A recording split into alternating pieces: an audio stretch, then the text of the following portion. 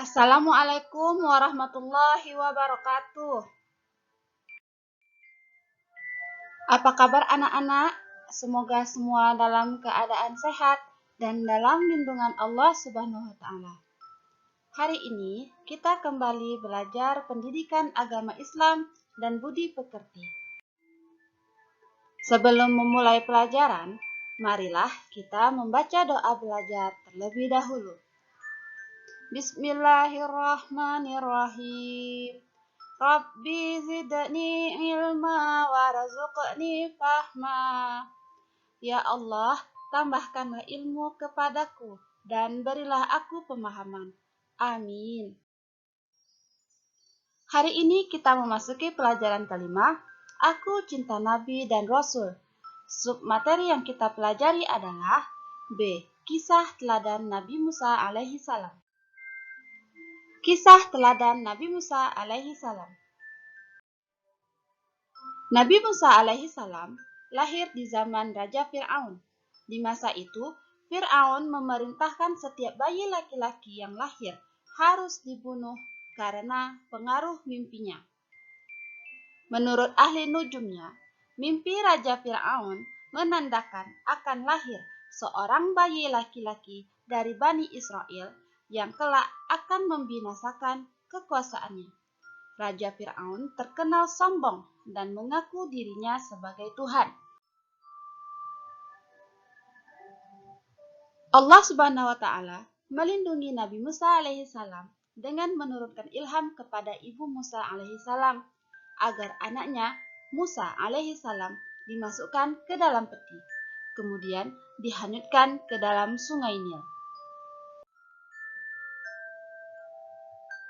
Musa diselamatkan oleh seorang wanita bernama Asyah, yaitu istri Raja Fir'aun. Melihat anak itu, Fir'aun marah. Akan tetapi, dengan bujuk rayu Asyah, Fir'aun luluh hatinya. Ia tidak jadi membunuh Musa kecil. Suatu ketika, Musa kecil menangis karena kehausan.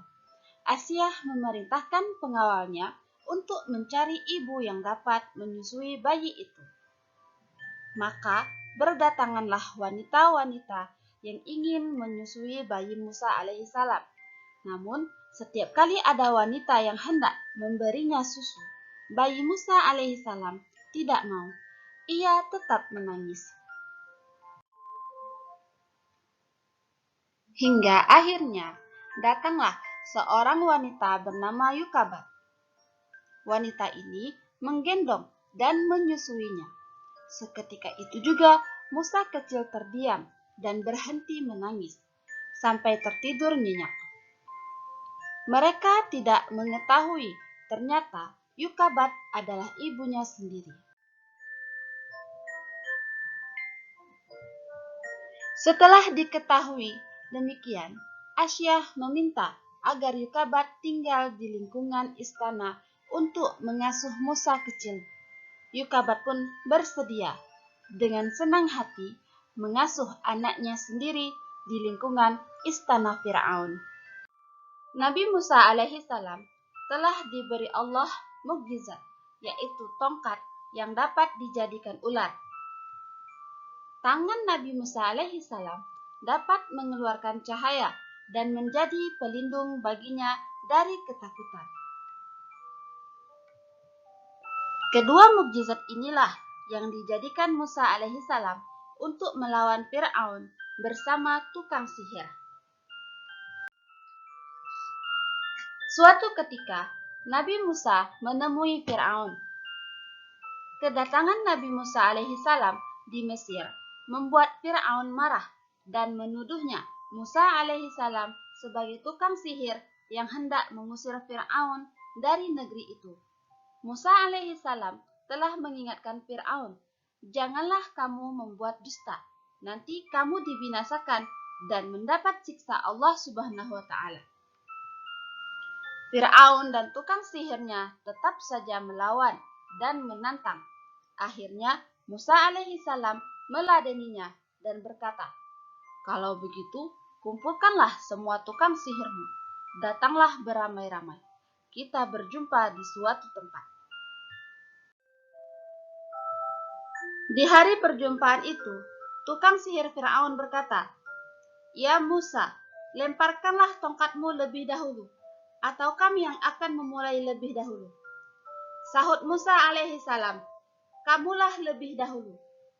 Lalu tukang sihir Firaun melemparkan tali-tali dan tongkat-tongkatnya yang kemudian berubah menjadi ular, menjalar mengelilingi Nabi Musa alaihi salam. Di saat demikian, Allah Subhanahu wa taala berfirman, "Bismillahirrahmanirrahim. Wa alqi ma fi yaminika talqaf ma sana'u. Innama sana'u kaidu sahirin wa la yuflihu sahiru haitsu ata." Yang mempunyai arti, dan lemparkanlah apa yang ada di tangan kananmu. Niscaya ia akan menelan apa yang mereka perbuat. Sesungguhnya apa yang mereka perbuat itu adalah tipu daya tukang sihir. Dan tidak akan ada yang menang tukang sihir itu, dari mana saja ia datang. Nabi Musa alaihi salam mengikuti perintah Allah Subhanahu wa taala. Kemudian ia melemparkan tongkatnya. Seketika itu jadilah ular besar merayap sambil memakan ular-ular tukang sihir Firaun. Kejadian ini membuat sebagian tukang sihir Firaun mengaku kalah dan bersujud kepada Allah Subhanahu wa taala.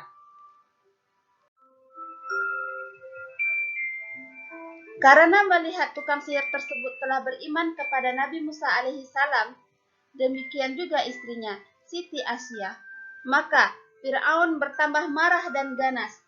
Bersama bala tentaranya, dia menyiksa orang yang beriman, termasuk istrinya sampai mati. Melihat yang demikian, Nabi Musa alaihi salam dan orang-orang yang beriman mundur dan melarikan diri dari kota Mesir.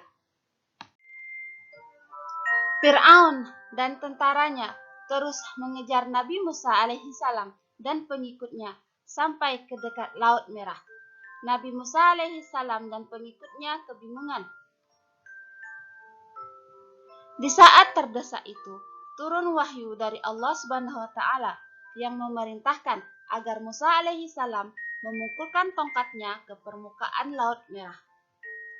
Tiba-tiba, lalu laut membelah menjadi dua bagian. Jalan yang panjang telah terentang di hadapan mereka. Nabi Musa alaihi salam dan pengikutnya terus berlari mengikuti jalan panjang yang telah terbentang menuju seberang. Di kejauhan terlihat Firaun dan bala tentaranya terus saja mengejar Nabi Musa alaihi salam. Akhirnya Nabi Musa alaihi salam sampai di seberang dengan selamat, sementara Firaun dan tentaranya masih berada di pertengahan jalan. Di saat itulah Allah Subhanahu wa taala mengembalikan Laut Merah seperti semula. Firaun dan tentaranya pun ditelan oleh air laut. Demikianlah pembalasan dari Allah Subhanahu wa taala terhadap orang yang durhaka. Dari kisah Nabi Musa alaihi salam yang telah Ibu ceritakan tadi, dapat kita ambil keteladanan dari sifat-sifat Nabi Musa alaihi salam. Yang pertama, Nabi Musa alaihi salam suka menolong orang. Yang kedua, Nabi Musa alaihi salam berani dan pantang menyerah dalam menyebarkan agama Islam. Yang ketiga, Nabi Musa alaihi salam tegas dalam kebenaran. Walaupun yang dia hadapi adalah seorang raja Firaun yang terang-terangan mengaku dirinya sebagai Tuhan. Yang keempat, Nabi Musa alaihi salam suka bekerja keras. Nah, dari cerita Nabi Musa alaihi salam yang telah Ibu ceritakan tadi, Ibu akan memberi tugas kepada anak-anak. Yang pertama, apa alasan Raja Firaun membunuh anak laki-laki yang lahir dari Bani Israel? Yang kedua, sebutkan azab yang diberikan kepada masyarakat Mesir dan kerajaan Firaun. Yang ketiga, Sebutkan mukjizat Nabi Musa alaihi salam.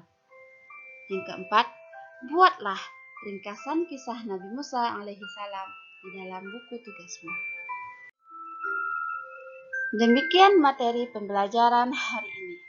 Semoga setelah belajar ini, kita dapat lebih berani dalam menegakkan kebenaran dalam kehidupan sehari-hari. Kita tutup pembelajaran hari ini dengan mengucapkan Alhamdulillahirabbil alamin. Assalamualaikum warahmatullahi wabarakatuh.